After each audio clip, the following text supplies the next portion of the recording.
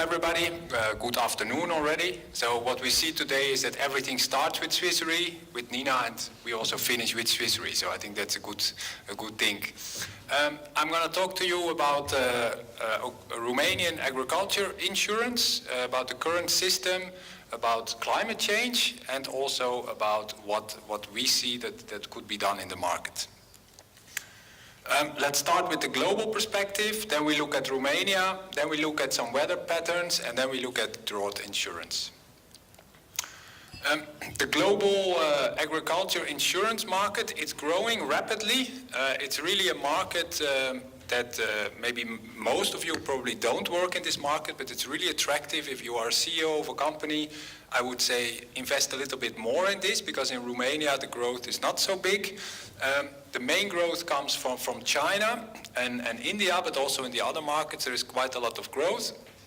And this is mainly driven by the governments that want to keep the countryside alive and put quite a lot of subsidies into agriculture insurance. Other factors is the population. So the world is getting more and more people. The commodity prices actually last 2 years has been going down, but in the long term there is a trend of commodity prices going up, because we need more to eat and we need more fuel and we need a lot of things to keep up. The human society is growing and growing. Where the premium income comes from globally, so the main is US, Canada, then China and India. And then in Europe, it's Turkey, Tarsim. I also compliment to our colleagues from Tarsim. They really have done a very good job with the setup of the pool. And more traditional markets like Italy, France, and Spain. If we look at Eastern Europe, there is room for improvement. And also in Romania, which has a very good agricultural potential. But also on the insurance side, it could be improved. So let's focus on Romania. The main perils in Romania are hail, the traditional peril, then drought, more and more often, more severe, flood, and freeze. So this is when in spring the cold air comes from the north and all the crops that already started growing, they are frozen. The players in the market, that is Groupama, Azirom, Omniasec, Fata, then Allianz Teriac and Godar. So these are the biggest players in the market. I hope I didn't miss anyone, but these are the companies we regularly talk to about agriculture insurance. The results of the market, so maybe one comment on these companies. There is a fierce competition. So what we see in Turkey, where there is a pool and everybody works together, here is the opposite. There is an extreme competition between the companies about market share, and we see the prices going down and down, deductibles going down and down each year. And then this results in loss ratios, which are rather high. In average, around 100%, so basically there is not much money made in this market in recent years. So not good news in that respect.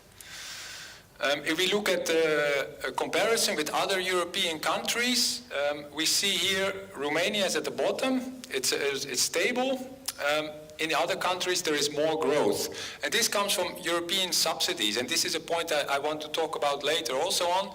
There is more European money available for Romania, but there is a law where a mutual should be set up for drought insurance, but it's not set up.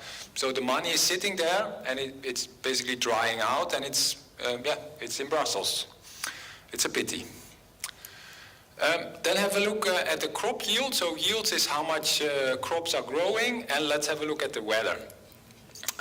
This is quite a technical graph, but I will shortly explain you, don't worry. What we see on the top part is France and Germany over the last 40 years, how the yield has changed. So we see a clear increase in farmer productivity. In Romania, it's more stable, which is still kind of okay, but what is really bad is the peaks that are going down, and these are because of the drought. So we see the volatility, so the problems in agriculture during different years, we really see if we look here, this volatility is going up. So the farmer can really not count on a stable productivity because of the drought. Here, basically the same thing. Here we have the wheat, here we have the sunflower, and here we have, no, this is the corn. I should remember the symbols, yeah. That's the corn, that's the wheat, and in the middle is the sunflower. And then you see a repetitive of these down peaks. So there is not enough water, it's too hot, and this is really, it's really the climate change. And this is what I want to show you now. I think this part of the graph, the last 15 years, we have, these are the number of days in Bucharest where it's more than 35 degrees during summer.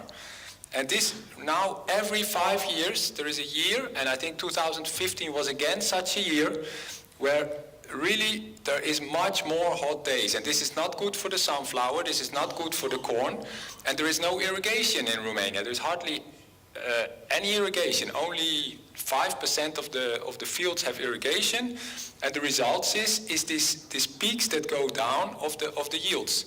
So this is really a problem of the farmer, and now we could say, yeah, this is good, but they probably have insurance. But this is the problem, they do not have insurance for drought. No companies provide it, there's no product on the market, there would be subsidies from Europe, but it's just not covered. So what would we like to do? We like to set up something, being it a pool or a mutual of farmers or a mutual of insurance companies or just private products. But we as Swiss Re, we really see this potential in the market to bring a product. And we're looking for partners. So if there's anyone in the room that says, yes, I'm from an insurance company and we would like to work together, or I'm from a government body and we think we should do something, we are very open to discuss that, and we're looking for somebody. Because if we look at the last 2 years, 2014 was a bad year for the insurance companies, but very good for the farmers. The farmers had a good yield, but because of the hail losses, the insurances were suffering. This year, the farmers are suffering, but the insurance companies have the best year ever. Somehow this doesn't fit, right? I mean, we need to have alignment of interest between our clients, which are the farmers, and the insurance company. So we really see here room for improvement. One thing that we propose, but it's open, would be index insurance. So this is not an insurance where you go into the field, you assess the loss, you just base your losses based on measurements from a weather station. So you just say if there is less rain than, let's say, 100 millimeter between 1st of March and 1st of July, there is a payout. And if a farmer does a good job, he has a good yield, but still he gets money. If he does a bad job, he even loses his yield if there is enough rain. But that's then up to him. It's basically a payout based on weather stations. This is the advantages here. It's transparent, it's very fast payout, which helps also to gain back trust from the farmers.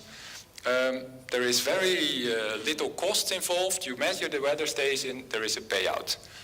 And there is very little moral hazard. So let's say farmers saying, but I planted here something, but now there is nothing, yeah, basically. That's all I wanted to say to you. So agriculture insurance is going up. Swiss Re is looking for partners in Romania to tackle the drought insurance. If you remember anything from this conference, let it be that one. Thank you.